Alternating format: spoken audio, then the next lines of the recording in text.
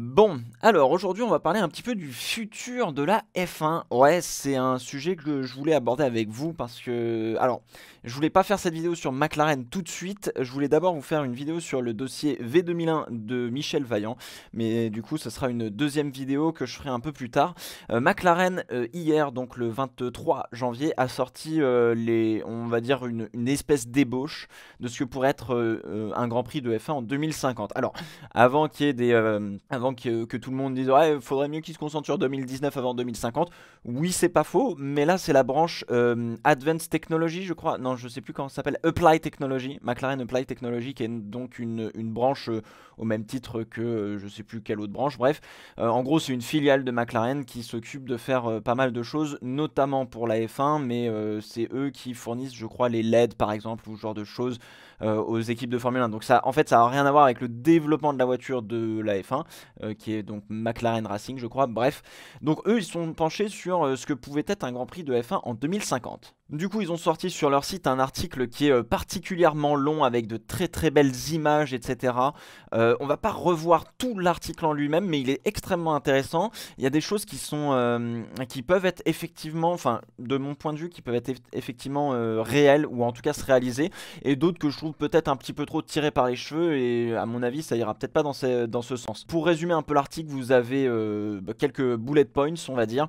Premièrement, ce sera une voiture qui ira à 500 km/h et qui sera électrique. Deuxièmement, on aura de l'IA, enfin les pilotes auront des IA en tant que copilote. Troisièmement, il y aura de l'aéro active entre guillemets, un petit peu comme sur la Ferrari justement, où vous avez des flaps qui s'ouvrent et qui se ferment en fonction du freinage, etc. Bref, mais là ce sera un niveau jamais vu auparavant. Il y aura des circuits complètement fous avec des bankings, etc. Il y aura de la stratégie via le e-sport, notamment via le support des e-sports. On va dire que c'est un petit peu extrapoler la simulation d'aujourd'hui, enfin ou en tout cas les pilotes de simulateurs d'aujourd'hui. Et puis tout ça, ça a été aussi réalisé un petit peu avec l'aide des fans apparemment. Alors je sais pas trop quels fans, mais voilà. En tout cas, si vous êtes de l'ancienne école, vous allez trouver qu'il y a du blasphème pratiquement. Et pour les plus jeunes d'entre vous, qui ont peut-être 10, 15, allez 20 ans on va dire, vous allez peut-être trouver ça plutôt cool. Et je dois dire que je suis un petit peu le cul entre deux chaises. Moi j'adore la science-fiction, j'adore le futur et ce genre de trucs. Je dois dire qu'au tout début je me suis dit ah ça va être chiant, ça va être merdique. Et finalement en lisant tout l'article, j'ai trouvé ça plutôt correct et plutôt pas mal pensé en fait finalement. Donc la première question évidemment c'est est-ce que cette voiture va voler? Dans les années 70, même 80 d'ailleurs, on nous avait promis l'an 2000 les voitures voleront. Bon, on est en 2019 toujours, pas signe de voitures qui volent,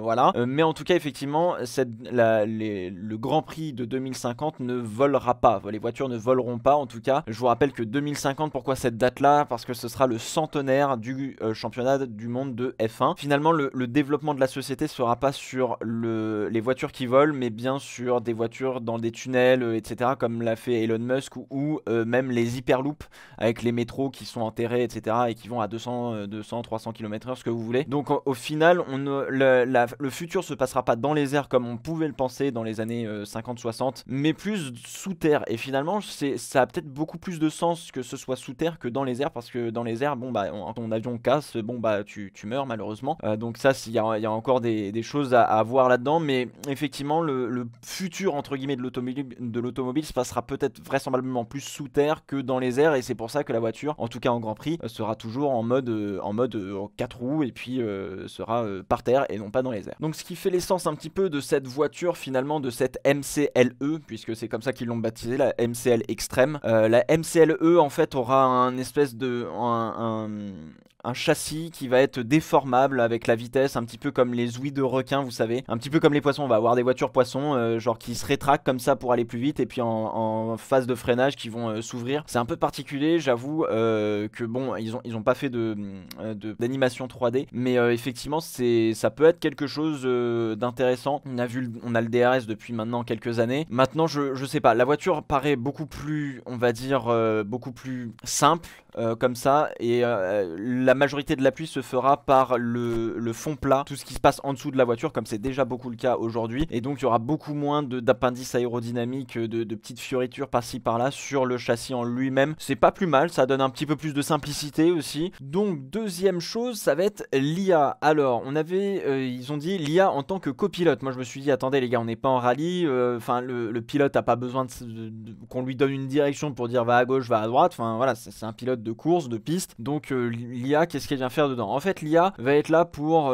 tout un tas de choses et va surtout remplacer finalement la personne ou l'ingénieur de course qu'on appelle sur le muret des stands. Donc au lieu d'avoir un muret des stands avec des ingénieurs, etc., on aura une IA qu'on emportera avec soi, avec laquelle on va dialoguer via un espèce de lien symbiotique dans la peau ou quelque chose comme ça, ou via le casque qui d'ailleurs est vachement bien et très inspiré de Iron Man, pardon, avec le HUD, etc., plein de data, etc. Je pense que le casque en tant que tel, on l'aura assez tôt. Je pense que d'ici 10-15 ans, grand max, on aura un casque dans ce genre-là. Si on a un cockpit fermé, on aura un casque comme ça. Si on a toujours un cockpit plus ou moins ouvert avec un halo ou même un aéroscreen, on n'aura pas ce genre de choses parce que le casque a besoin d'être très résistant. En revanche, si on est effectivement bien enfermé dans un cockpit, là on aura un casque avec un HUD de plein partout, et ça je pense que ça peut vraiment arriver. Le coup de l'IA qui va te donner des stratégies de course et ce genre de choses, je suis beaucoup moins sûr. Je pense que c'est plus intéressant d'avoir des humains parce que les humains ont un champ d'action peut-être beaucoup plus élargi qu'une IA d'aujourd'hui, encore une fois, puisque l'IA telle qu'on la connaît aujourd'hui est très artificielle et n'est pas vraiment intelligence. Le but ultime de l'IA, c'est que l'IA puisse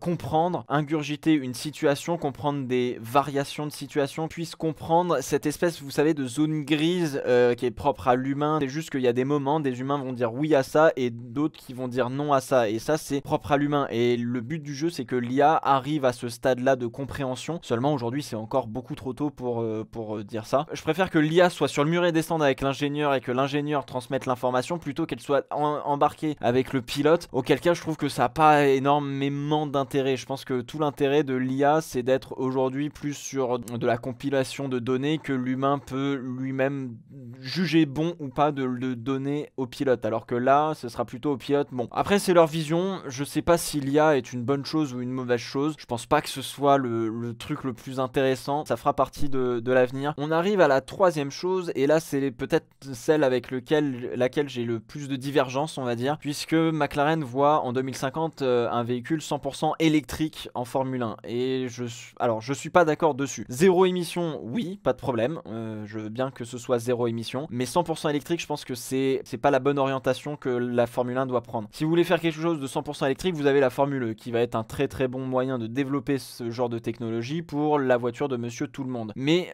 le problème, c'est que l'électricité n'est pas une source d'énergie, mais juste une énergie, point. Au même titre que le vent ou l'eau. L'eau n'est pas une source d'énergie, le vent n'est pas une source d'énergie. Le vent sert à faire tourner une éolienne pour créer de l'électricité. En revanche, le pétrole, ça c'est une source d'énergie, c'est quelque chose que l'on peut stocker. Le vent, on peut pas le stocker, l'eau, on peut la stocker, mais c'est pas une énergie en tant que telle, enfin elle devient énergie à partir du moment où il y a un mouvement. Voilà, le problème c'est qu'aujourd'hui l'électricité, on ne sait pas la stocker, on peut raconter ce qu'on veut sur les batteries, ce n'est pas du stockage, c'est de la création d'électricité via un processus un peu compliqué. Bon voilà, je vais pas rentrer dans le détail, mais grosso modo, les piles que vous avez dans vos télécommandes ou ce genre de choses, ou même dans les téléphones, ce sont des batteries qui créent de l'électricité. On ne sait pas stocker l'électricité, et ça fait 200 ans, voire plus je crois, que l'électricité on l'a découvert. Si au bout de 200 ans on sait toujours pas stocker cette énergie là, ça veut dire qu'elle est peut-être pas stockable, et que justement ça sera une énergie plutôt de transition plutôt qu'une énergie d'avenir sur du très long terme. Alors je sais qu'il y a de la fission et fusion nucléaire, je sais plus lequel des deux est un bordel absolu et très mauvais, et l'autre qui est très très bonne et qu'on n'arrive pas encore à faire, mais en tout cas ce qui est sûr, c'est que la Formule 1 en fait finalement pour moi a plus la mission de découvrir, de faire découvrir une autre source d'énergie applicable au transport en règle générale, plutôt que de s'axer, d'essayer de copier la formule électrique, la formule E, enfin essayer de faire en sorte que l'électricité soit l'énergie de demain. Je pense pas que l'électricité soit l'énergie de demain, ce sera une formidable énergie pour faire plein de choses, mais c'est pas celle-là qui va nous faire aller dans d'autres galaxies par exemple, mais c'est pas la source d'énergie qui nous permettra de voyager à travers l'espace, grosso modo c'est ça le truc. Donc faut découvrir cette autre énergie, et je pense que la Formule 1 a plus ce devoir savoir-là plutôt que d'essayer de s'axer sur l'électricité. Ils essaient de copier la Formule E, est-ce que c'est une bonne chose? Non, clairement je vous le dis, non. Je pense pas que l'électricité en 2050 soit là pour la Formule 1, ou en tout cas si c'est le cas, j'espère qu'on travaillera sur d'autres potentielles sources d'énergie que le pétrole, parce que bah voilà, moi personnellement j'y crois pas trop. Ce sera un petit peu dommage parce que du coup je trouve que ça tuerait beaucoup plus la recherche que ça ne la développe. Alors autre chose par rapport au moteur électrique, derrière je pense que leur vision est quand même appuyée sur une justification qui se vaut clairement, mais qui pour moi aurait plus de sens à être en Formule E qu'en Formule 1, donc le débat il est plus là. Mais par exemple on pourrait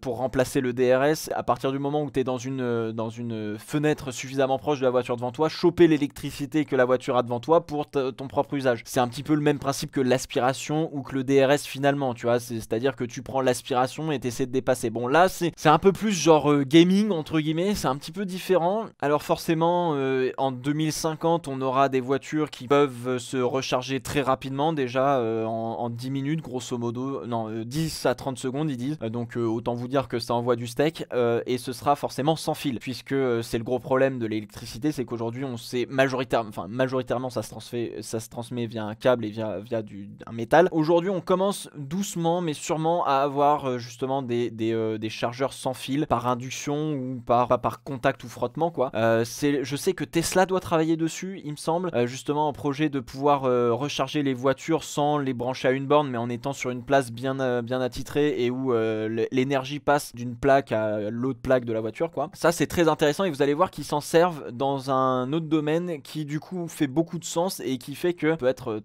très intéressant. Ils veulent surtout faire un cockpit complètement transparent, complètement ouvert, complètement vitré. Je trouve que c'est un peu bête. La voiture va à 500 km/h donc quand t'es en ligne droite t'as pas le temps de voir le pilote dedans, même si ça doit être très impressionnant de le voir allongé avec les pédales et tout. Derrière tu vas pas voir son visage, enfin voilà, je pense que c'est assez mitigé, ça donne un certain style à la voiture donc ça c'est cool, mais derrière en termes d'utilité je suis pas trop voilà, peut-être sur les phases de freinage etc où ça peut être intéressant, sur des virages très lents, je sais pas, on aura tellement de technologie pour être beaucoup plus proche du pilote avec via de la télévision ou ce genre de choses, que de l'avoir en transparent comme ça c'est plus pour le style je trouve que pour une véritable utilité de mon point de vue. Maintenant on va aborder une chose qui moi m'irrite particulièrement et on va parler des circuits. Les circuits ne seront pas évidemment les mêmes en 2050 qu'aujourd'hui. On a vu depuis le début des années 2000 et avec l'arrivée de la sécurité à outrance entre guillemets, on a des circuits extrêmement asphaltés, beaucoup plus larges,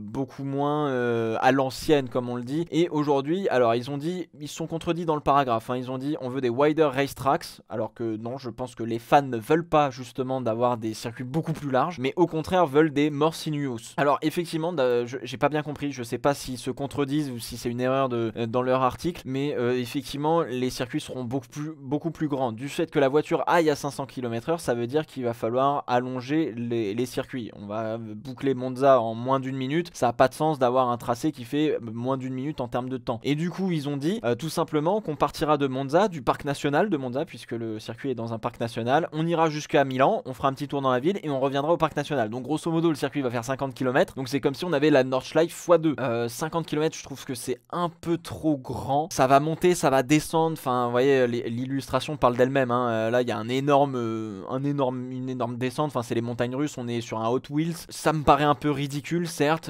peut-être qu'en 2050 ça nous paraîtra évident. Je suis moyennement chaud pour ce genre de choses, sachant qu'ils veulent faire des virages à 90 qu'on passe à 400 km/h, donc là pareil je trouve c'est pas intéressant d'avoir un virage à 90 que tu passes à pleine balle. Le virage à 90 il est fait pour créer une zone de freinage et a fortiori une zone de dépassement, donc si tu passes à 400 il n'y a pas de freinage. Moi je suis moyennement chaud pour ce genre de circuit. Maintenant faut voir ce que ça donne. Là l'illustration telle qu'elle est, je pense qu'elle est valable si et seulement si les endroits où seront les circuits seront extrêmement verticales, c'est à dire qu'on aura des tours, on aura des bâtiments qui sont très hauts, puisque bon bah à un moment donné sur Terre on va finir par peut-être tout recouvrir, j'en sais rien. Il parle aussi notamment de ramener les circuits là où les fans sont. Pour moi, ça me pose un énorme problème et je pense que c'est pas du tout la bonne chose à faire parce qu'aujourd'hui, la majorité des circuits sont en périphérie, peut-être de grandes villes. Vous prenez Manicourt ou même le Castellet, je sais pas lequel est le pire, mais je pense que le Castellet est largement pire vu qu'il y a zéro accès avec une autoroute. Mais voilà, ces circuits-là sont au milieu de nulle part, puisqu'à l'époque c'est comme ça qu'on faisait, on les construisait au milieu de nulle part. Donc là, ils veulent les ramener dans les villes, visiblement, ou en tout cas à la périphérie des villes. Est-ce que c'est une bonne chose? Maintenant, faut pas que ça soit genre à la porte de chez soi, parce que si c'est à la porte de chez soi, à ce moment-là, ça sert strictement à rien d'aller en tribune. Autant le regarder pépère avec une bière et des potes à la télé, plutôt que d'aller dans une tribune. Pour moi, la meilleure chose à faire dans le futur pour les circuits, et là ça va choquer tout le monde, c'est qu'il faut faire comme Sochi. Et là vous allez, oh mais Neptelo, mais t'es complètement fou, t'as craqué hein? Non, j'ai pas craqué, parce que sur le papier, ça a beaucoup de sens de faire ce qu'a fait Sochi. Peut-être pas avec un parc olympique, mais en tout cas, l'idée en elle-même peut être intéressante. Ils ont construit un parc olympique avec plein de stades, etc. C'est génial. Et ils ont fait un circuit dans le parc olympique. J'ai rien contre, le circuit est un peu pourri, faut être tout à fait honnête. Mais l'idée de construire un circuit au milieu de d'autres installations sportives qui mêlent d'autres sports, là, ça peut être intéressant. Avoir un stade de foot, mais genre Camp Nou, hein, genre 110 000 personnes, avoir le cours Philippe Chatrier là-bas, avoir peut-être du golf, avoir on a dit NBA, foot, tennis, hockey sur glace, baseball et compagnie, et aussi avoir pourquoi pas des pistes de ski pendant qu'on y est, sans compter tous les à côté pour les amateurs, on va dire, ceux qui veulent juste pratiquer le dimanche ou genre de choses. Là, tu crées, on va dire, une espèce de ville sportive avec un circuit qu'il faudrait penser dès le début, parce que Sochi, j'ai l'impression qu'ils ont pensé le circuit juste après, hein. Ils ont dit, oh bah tiens, on va le faire passer comme si, hein. Bref, donc ça peut être très intéressant ce genre de choses, et du coup ça fait quand même déplacer le fan dans cet immense centre sportif, commercial, etc., qui peut être vraiment, pour le coup, moi je pense, intéressant et un vrai lieu de vie. Donc voilà un petit peu l'enjeu qu'il y a, je pense, sur le circuit de demain. Il va être très très intéressant, mais il va être très très important parce que ça va aussi conditionner la manière dont nous, spectateurs, on va consommer le sport, entre guillemets, et dont nous aussi on va pouvoir vivre dans la ville, mais aussi en dehors. Alors justement, si on parle un peu plus en détail de ce circuit, je vous en parlais tout à l'heure avec l'énergie électrique, eh bien oui, il y aura plus de pit stop puisque eh bien ils ont décidé que les pneus allaient s'auto-réparer, quoi, grosso modo. En revanche, l'électricité, et c'est là où c'est intéressant, cette énergie est intéressante, c'est qu'il faut recharger l'électricité, faut recharger la voiture en tout cas pour qu'elle puisse continuer de rouler. Et c'est là où intervient le charging on the go, leur pit stop du futur. Le pit stop du futur, en fait, ce serait une espèce de voie des stands qui permettrait de recharger la voiture. Et en fait, plus tu passes vite, moins tu recharges la voiture, plus tu passes lentement, plus tu la recharges. Ça fait un peu Mario Kart, je vous l'avoue, mais je trouve que l'idée et le concept que ça peut donner et la stratégie que ça peut donner est assez intéressante. Est-ce qu'il vaut mieux passer rapidement 2 fois dans la ligne des stands, ou est-ce qu'il vaut mieux passer une seule fois moins rapidement et recharger plus ses batteries pour aller jusqu'au bout? C'est le retour finalement du refueling au stand, et je trouve ça intéressant. Encore une fois, je pense que le débat il est pas sur le fait de faire ça pour la F1, mais plus de faire ça pour la Formule électrique. Je suis très déçu personnellement que cette année il y ait plus de changement de voiture, on va dire, parce que je trouvais ça un petit peu impressionnant, puis c'était un peu marrant de les voir s'extraire rapidement, de monter dans la voiture, etc. Et tu pouvais perdre très gros comme gagner très gros. Maintenant ils ont plus d'arrêt au stand et je trouve ça un petit peu dommage. Adapter ça pour la Formule E, ça a grave du sens et je pense que ça va être vraiment stylé. On continue sur le circuit puisqu'ils veulent réinventer, on va dire, l'expérience en tribune. L'expérience en tribune jusqu'à présent, si vous voulez, elle s'est fortement, enfin pour ma part en tout cas, je trouve qu'elle s'est fortement dégradée. Moi quand je suis allé au Grand Prix de France en 2004 à Manicourt, j'étais sur la ligne droite des stands et pendant 1h30 on avait les V10 qui passaient, qui faisaient trembler les tribunes, etc. Donc vous aviez un vrai ressenti. C'est un petit peu ce que je vous ai expliqué dans ma vidéo sur la Formule E. Au Grand Prix de France en 2018 avec Hydro et compagnie, les voitures quand elles passent, elles te font pas trembler la tribune, t'as pas besoin de bouchons d'oreille, et au bout d'1h30, bon bah c'était sympa, mais voilà, sans plus. Et finalement 500 balles sur 3 jours d'événements, tu vois, je trouve que ça faisait peut-être limite un peu cher, quoi. Finalement l'expérience en tribune, c'est de voir les endroits où il y a des dépassements, où il y a une chicane par exemple. T'as vraiment de l'intérêt à regarder parce que tu vois une manœuvre et finalement ça prend un petit peu le dessus sur la voiture est impressionnante. Donc je sais pas, ils veulent mettre des baies vitrées pour au lieu des grillages. Ok, pourquoi pas, mais du coup ça va cacher le bruit, même si la voiture fait pas de bruit. Du coup ça va peut-être rendre la chose très télévisuelle. Finalement on va voir juste passer des trucs et on sera comme ça, il y aura pas beaucoup de bruit, les pilotes entendront pas les spectateurs gueuler, etc. Donc je sais pas, voilà, l'avenir de la tribune, elle se passe plus dans ton canapé que aux abords du circuit, donc ça me paraît un petit peu chelou, quoi. Et donc pour finir, on va parler des combinaisons et de l'équipement, on va dire, du pilote. On a parlé un petit peu de l'IA et du casque, notamment avec la visière et le HUD, qui pour moi a plus de chances de voir le jour plutôt que l'IA dans l'oreillette de Sébastien Vettel. Là on est sur de la combinaison forcément anti-G, puisque on va atteindre des vitesses qui sont vraiment beaucoup plus importantes. En fait, dès que tu passes les 300 km/h, ça commence à devenir assez vraiment très compliqué pour le corps humain. On va être vraiment sur à peu près les mêmes forces G, presque pas à ce point là, mais à peu près les mêmes forces G qu'un pilote de chasse. Donc il va falloir une combinaison anti-G pour éviter que le sang se balade de la tête aux pieds sans cesse et que le cœur s'alimente plus et que tu aies un voile noir et que tu tombes dans les pommes. La combinaison sera forcément un petit peu intelligente entre guillemets. Est-ce que ça va booster les capacités du pilote? Est-ce que le pilote va devoir s'adapter à la combinaison? Je sais pas, il y a peut-être des trucs un peu cool à faire avec ça. Ça peut avoir du sens pour le coup. Derrière, ils disent forcément que le pilote va devoir gérer beaucoup plus de choses que simplement appuyer sur des pédales et tourner un volant. Va falloir gérer l'IA, va falloir gérer les stratégies, etc. comme on a un petit peu aujourd'hui, mais beaucoup plus amplifié en fait au final. Je suis un petit peu moins fan, je trouve que effectivement faut remettre l'humain au centre quand même de cette compétition là. Je trouve que la technologie prend peut-être un petit peu trop le dessus sur la F1 en règle générale et elle sert pas spécialement l'humain, et c'est ça le blême que je trouve, c'est que voilà, on va faciliter beaucoup trop le pilotage de la voiture par l'IA. En fait, ça va plus se résumer à la capacité du pilote à gérer une intelligence artificielle plutôt qu'à gérer un véhicule et son comment dire, la manière dont il va la piloter. On va perdre un petit peu l'essence même qui faisait le sport automobile à cause de toute cette IA et toute cette technologie qui va pas être au service du sport mais plus au service du pilote, et c'est peut-être pas la bonne direction à prendre. Bon, pour conclure, que dire sur cet article? Cet article présente des visions, une vision qui est justifiée. C'est ça le plus important, c'est que c'est pas genre on lance en l'air un design et puis on voit ce que ça donne. Là, c'est-à-dire que tout ce qui a été décrit dans l'article est justifié et relativement cohérent et logique finalement avec imaginer du monde en 2050. Donc c'est plutôt une bonne chose. Je pense qu'ils sont un petit peu trompés de débat en parlant de l'électrique. Je pense que l'électrique va scier beaucoup plus à la Formule E. Je pense que la Formule 1, le vrai débat, c'est de trouver peut-être une autre énergie, une autre source d'énergie pour pouvoir faire fonctionner leur véhicule. Je pense que ça c'est beaucoup plus intéressant et ça boostera beaucoup plus la recherche et le développement, notamment pour l'aérospatial, puisque la F1 et l'aérospatial, mine de rien, sont relativement connectés. Maintenant, la vision qu'a McLaren de 2050 est assez intéressante dans le sens où effectivement ça peut s'adapter à la voiture de Monsieur Tout-le-Monde. La ligne des stands où tu recharges ta voiture, c'est une idée qui est géniale et qui transpose très clairement la manière dont fonctionne le train à la route, puisque le train a un caténaire et un pantographe pour fonctionner avec un raccord électrique, quoi, grosso modo. L'IA sera forcément beaucoup plus développée. Derrière, je sais pas à quel point elle sera développée, mais le problème c'est qu'ils la mettent plus au service du pilote qu'au service du sport en lui-même. Donc du coup, ce qui fait que les pilotes seront plus des manipulateurs de l'IA plutôt que des manipulateurs de voitures. Donc c'est un petit peu ça qui me dérange. Ce qui m'enthousiasme un peu moins peut-être, c'est les circuits, les Hot Wheels et compagnie. Si c'est ça, voilà. Après, faut voir, hein, évidemment, c'est une projection à 2050. On est en 2019, c'est dans 30 ans. Bon, il y a encore du temps, tu vois, mais voilà, il y a des choses qui sont bien, des choses qui sont moins bien.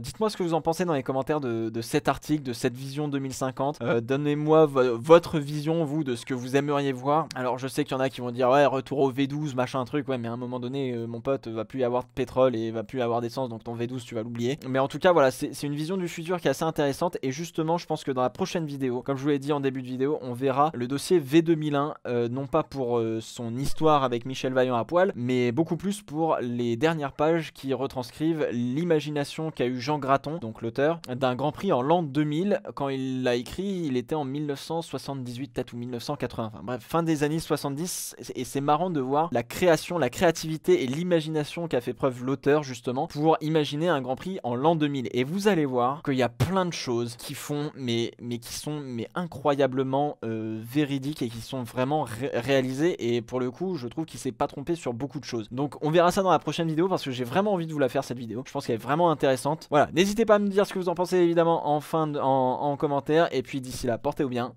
Ciao ciao.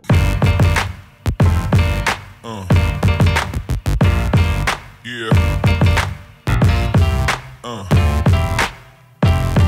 Yeah. Yeah.